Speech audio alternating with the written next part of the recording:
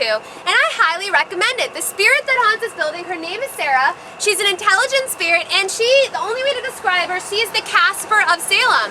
Completely harmless, never hurt anybody, though she's unintentionally scared the pants off people. Now it all goes back to the 1800s when descendants from the famed merchant Elias Haskett Derby set up their shop here. They had their pharmacy on the first floor, they lived on the second floor, and their servants' quarters was on the third floor. Unfortunately for Sarah, she was one of their servants, and one winter she fell ill. Now, there were no sick days back then. She had to work through her illness, and when she went to bed at night in the middle of winter, she was freezing cold because there was no heat in the servants' quarters. She only lasted a couple weeks after contracting that illness before she died. Looking back, we believe she had an influenza, so it's not likely anything in the pharmacy could have even cured her. Now, ever since then, she's been seen here. She has moved things, she has turned lights on and off, she has watched people sleep, she's shown herself, she's sat on beds when people are walking into their rooms.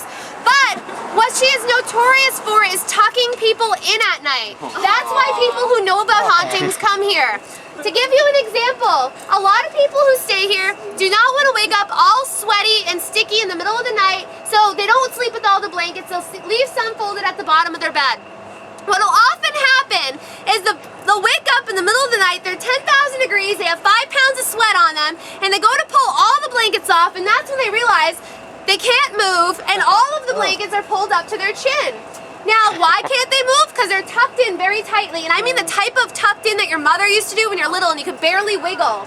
Now, generally, when people realize what's happened to them while they were sleeping, they turn into Tasmanian devils, ripping off every article of blanket and clothing, throwing everything in a suitcase, and running to the Hawthorne, which I hate to tell you is also haunted.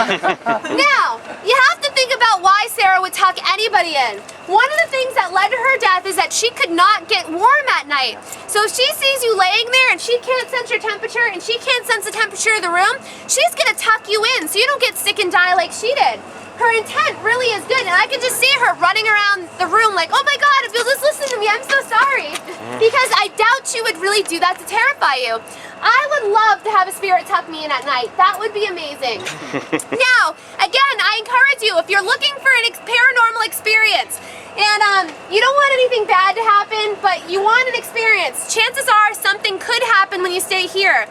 Salem is very backwards in a lot of ways because we don't advertise when things are haunted.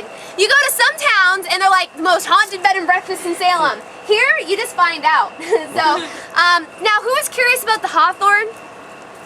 3rd and 6th floor are the most haunted. There's a lot of residual stuff. People will often in the middle of the night hear squeaky carts and complain to the front desk, your maids with those metal squeaky carts all night long, I couldn't sleep. That's usually when the Hawthorne front desk, the desk says, we didn't have any maids running through with squeaky carts.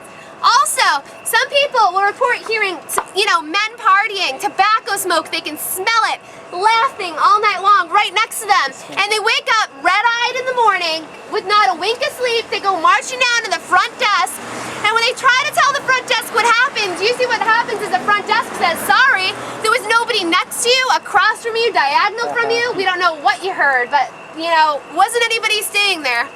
Also, there is a floor where there's a giant shift wheel, and they do halls. They have these halls too. They do events. The shift wheel will often start turning on its own, and it's very heavy. It's not easy to turn on its own. Also, their employees who set up for events will often set tables up, and they go back to fill things with water or add napkins, and when they come back, things are rearranged. So that is the type of stuff that happens. Nothing necessarily malicious, just kind of annoying things, it seems. I don't know if I'd stay there. I'd rather get tucked in than annoyed all night. Lesser of the two evils, I suppose. Now, do you guys have any questions before we move on?